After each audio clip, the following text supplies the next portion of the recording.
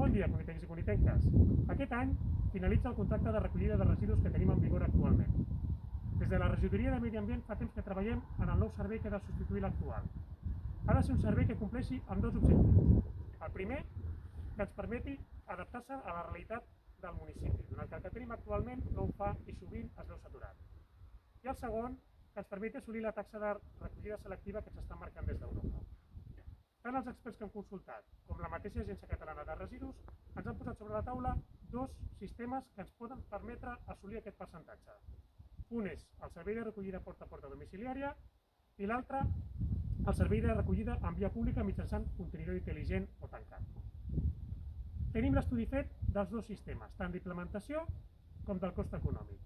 Ara necessitem que ens ajudeu a decidir.